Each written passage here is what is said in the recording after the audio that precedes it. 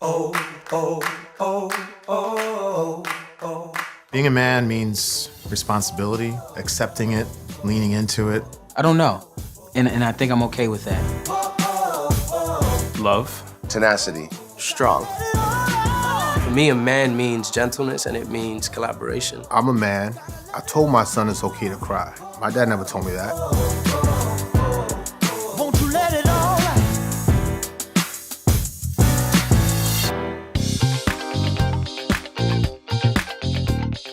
When my daughter was born, I had only 3 days off to be with her, but that was 17 years ago.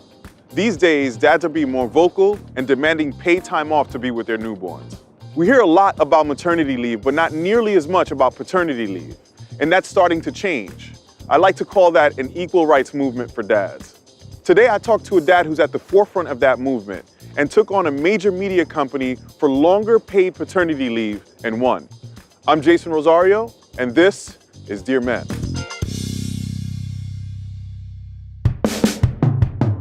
Got no time off. Even when I hear it today, I'm like, male paternity leave, like, okay, that's definitely some new shit, but, you know.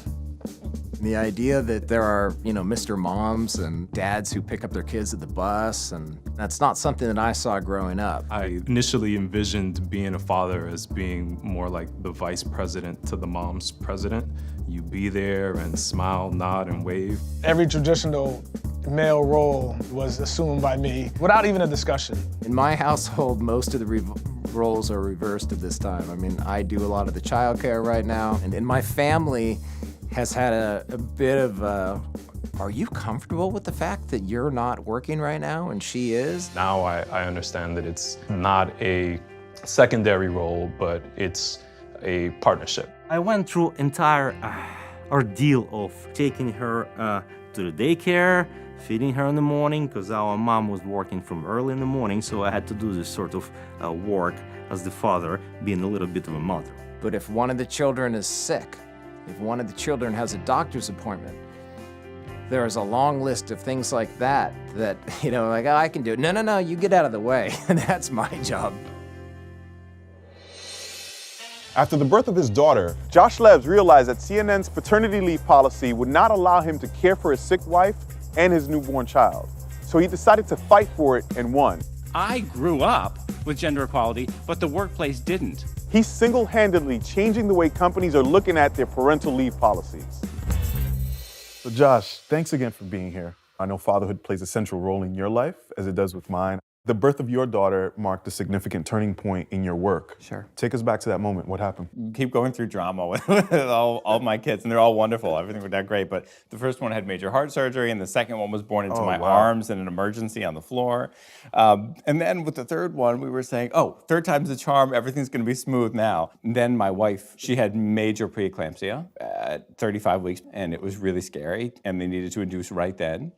So I messaged work from the hospital. Hey, am I gonna get this time off? Still no answer. 11 days later, I'm home holding my 4-pound preemie, like literally the size of a doll, and caring for my sick wife and my 2 boys and saying, am I going back to work now or am I gonna get the 10 weeks? That's when they said I could not have that time. And at the time, I was already reporting about fatherhood on CNN, so I already was explaining to people across the country, around the world, that dads do caregiving too. Unfortunately, the policies that exist and the laws and the stigmas have not kept up with reality. So we looked at what was going on, and I saw that the policies I was under at CNN made it so that anyone could get 10 paid weeks to care for their new kid, except a biological father. Anybody except a biological father. So someone else could adopt my kid and get 10 paid weeks, but not me. So I went to the company completely in secret, and I said, come on, this has got to be an oversight. I put it in writing, and I was told it went all the way to the top of Time Warner, and that all the units were weighing in. So that means everything you think of, HBO and DC Comics and Warner Brothers Pictures, all this stuff, as though there was anything to decide. I mean, it was so obvious. Sure. It should have just been yes. What I did was I filed a charge with the Equal Employment Opportunity Commission for gender discrimination. I said this was gender discrimination, and I spoke openly about this case. It is proven, and it is fact, that when you establish gender equality, you have better businesses, a better economy, a better society, and better off families. And what's best for families is always what's best for your society and for the world. There you go. The support that came in felt like I had unleashed the floodgates of love. All these people saying, obviously this man should be able to care for his daughter and his wife, and why would you not share this policy? And I kept explaining in every interview that it's good for business. It increases profits, it attracts and retains. So that grew into its own thing, and then Time Warner made the choice to revolutionize their policy, making it better for women and men. And that's interesting because I think it speaks to this larger trend around men paying more attention to parental leave and being more vocal about that. Looking at social media, and Dwayne Wade, the basketball player who just had a baby with Gabrielle Union, was very vocal about him taking some time off in the middle of the season to care for his kids. When we see this in sports, it's especially important in some ways because so much of traditional masculinity is associated with sports. And so when these athletes do it, it makes a big difference. So here's what's happening, is that there's a generational shift. Yep. So we're a generation that grew up believing that women should have equal rights at work, equal opportunities, and we're coming to understand that if men don't have equal opportunity to be caregivers, women will not have equal opportunity in the workplace. So when you have someone like Gabrielle Union, who's just as successful as her husband, why should she have to stay home? Why should he have to stay at work? It doesn't make sense, and the new generations are saying, no, let's fix this. But in your research, even though that is the case, that people are paying more attention to this, you're saying that men are not as confident in taking that, taking parental leave, even when it's available. Oh, yeah. So why is that? The vast majority of available paternity leave goes unused in America. So these guys dared to take paternity leave or to even ask for a flexible schedule. And as a result of that, they were fired. There's one guy who was told by his boss that he could not have the time he's legally entitled to because women are supposed to care for babies unless they're in a coma or dead.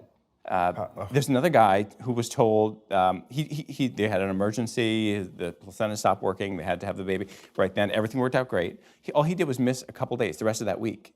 Came back in on Monday. His boss called him in and rebuked him. How dare you take off so much time? And that boss was a pregnant woman, which speaks to this issue that more and more people, still men and women, have these backward ideas about gender. So fatherhood and masculinity are intertwined, in my opinion. So again, it's just this concept of what a true man should be is being challenged. And I really do think that new fathers like you, like myself, and like others who I have the pleasure of being in communion with are really challenging that. So the number one thing is facts. And this is why I always start off telling people that and based on everything you've told me, that we're actually statistically the norm.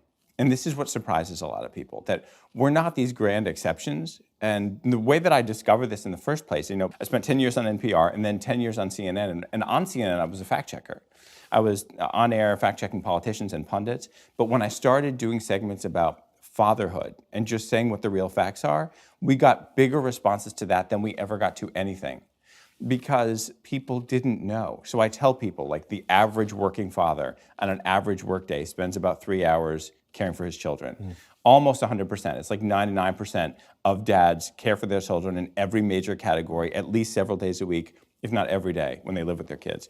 Black fathers, on average, the majority of black fathers live with their kids. On average, they are the most involved. So when we take away the stereotypes and replace them with facts, suddenly you have no choice but to discover that the people saying these backward things are wrong and that we are right. Start off with the facts and then normalize the images of those facts. And the more we see that stuff, the more we will get used to it and not even blink. That will be progress. That's it.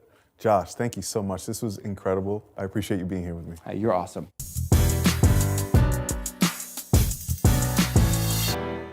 My takeaway is that we can't diminish the role and the importance of dads being present in their kids' lives early on. I posted a ton of information on my Instagram and Twitter feed. Check it out and use the hashtag #DearMen. Let me know your thoughts. Thanks again for watching. I'm Jason Rosario, and this is Dear Men.